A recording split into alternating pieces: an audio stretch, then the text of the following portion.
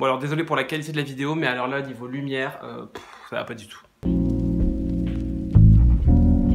Hello vous, j'espère que vous allez bien. Alors aujourd'hui on se retrouve pour une vidéo assez courte parce que j'avais juste envie de faire un petit bilan sur les challenges que je m'étais fixés pour l'automne et de vous parler aussi de la lecture commune qu'on a faite pour Les Hauts de Hurlevent. Et j'avais aussi envie de vous parler d'un challenge lecture que je lance pour le mois de décembre. Alors je sais que je suis un peu en retard parce que le 1er décembre est déjà passé, mais mieux vaut tard que jamais. Bon, avant tout je suis désolé pour la qualité de la vidéo parce que il est 16h30, il fait déjà noir, je n'ai pas le matériel que j'ai d'habitude, j'ai juste mon téléphone.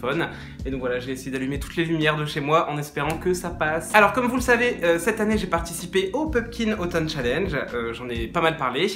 Et je me suis beaucoup mis la pression et au final, j'ai fait le point sur mes lectures et en vrai, on peut dire que j'ai réussi mon challenge. Donc j'avais envie de revenir dessus et de vous dire tous les livres que j'ai lus pour ce challenge.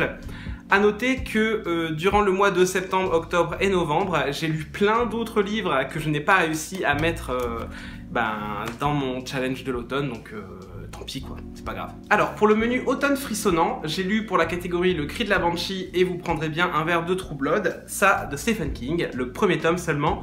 J'ai pas encore lu le deuxième, mais j'espère pouvoir le lire pendant le mois de décembre. Donc voilà, j'ai réussi à le lire, ça a été ma plus grosse lecture du challenge, et c'était vraiment top. Je suis hyper content d'avoir enfin lu ce premier tome, qui m'a fait extrêmement peur. Si vous voulez en savoir plus, j'ai sorti une vidéo dessus, qui est déjà sur la chaîne, donc n'hésitez pas à aller regarder ça. Pour la catégorie automne douceur de vivre, j'ai lu, donc pour Pomme au four, tasse de thé et bougie, le deuxième tome de L'Atelier des sorciers. Alors oui, je valide ce menu avec juste un manga, mais voilà, comme je vous l'ai dit, je me suis un peu mis la pression et j'ai essayé de combler les trous comme je pouvais. L'Atelier des sorciers, c'était vraiment une super lecture, je vous recommande vraiment beaucoup ce manga, moi j'ai très hâte de m'offrir le tome 3 qui est déjà sorti. Et puis voilà, j'ai rien d'autre à dire là-dessus, mis à part que c'est vraiment bien, c'est un manga hyper joli, hyper mignon, l'histoire elle est top, enfin... vraiment top. Alors pour le menu automne ensorcelant, j'ai lu pour la catégorie Cristaux, Tarot et Encens un autre manga, Les Mémoires de Vanitas, le tome 4. Pareil, c'est une saga que j'aime beaucoup. Parfois il y a un peu de longueur, mais je trouve que l'univers est vraiment bien. Je crois que je vous en ai déjà parlé dans une vidéo, mais je pense que j'en parlerai plus bientôt parce que le tome 5 est sorti, je crois.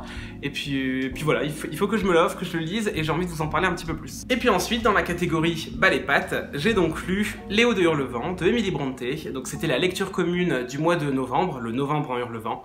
C'était vraiment une super bonne lecture, ça m'a beaucoup plu, ça faisait très longtemps que je voulais le lire.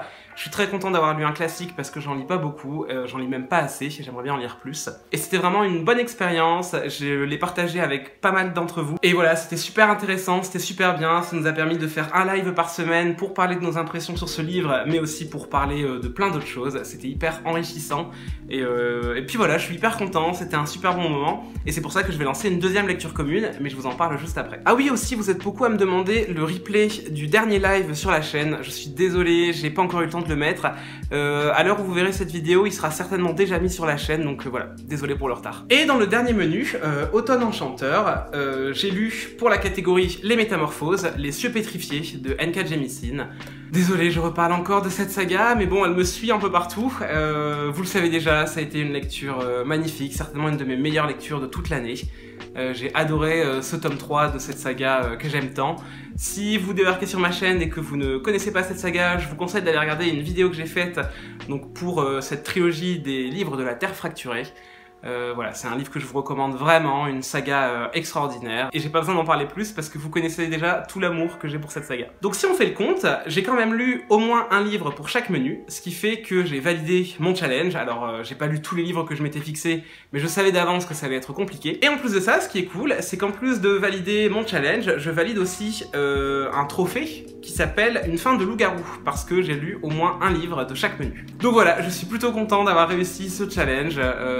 C'était ma petite épreuve perso, je me suis mis beaucoup de pression, j'aurais pas dû parce qu'au final ça a été, et puis j'ai 2 comptes à rendre à personne, donc voilà. Donc c'était une super bonne expérience.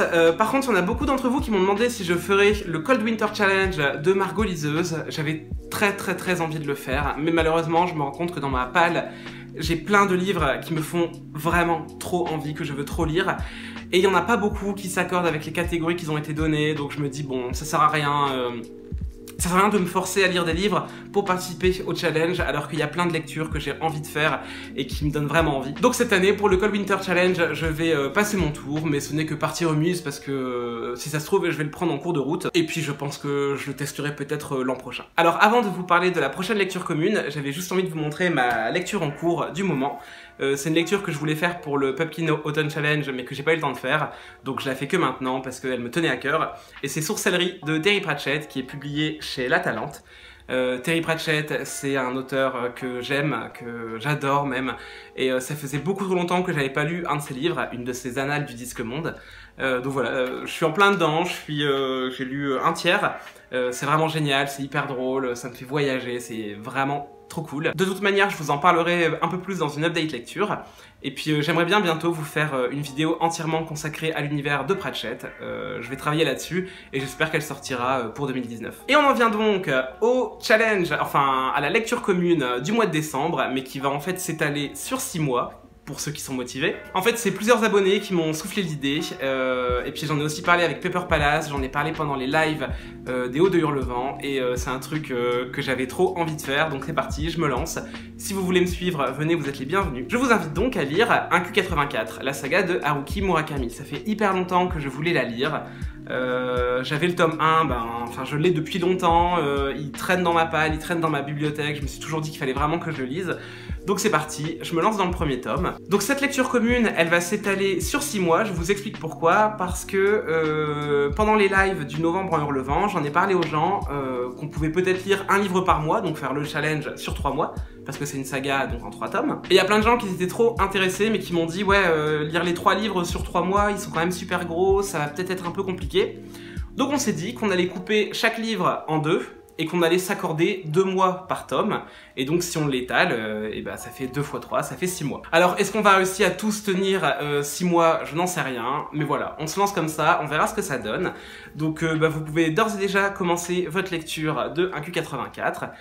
J'essaierai de faire un live par mois pour qu'on parle un petit peu de ça, et puis pour qu'on parle d'autres choses. Donc voilà, j'espère que vous serez nombreux à participer. Je vous invite à partager votre lecture avec le hashtag MurakamiVert. Le hashtag devrait s'afficher quelque part sur l'écran. Et puis voilà, j'espère que ça vous plaît, j'espère que ça vous tente. Moi, j'ai vraiment hâte de m'y mettre. Alors, je suis un peu en retard parce qu'on est déjà le 2 ou le 3 décembre.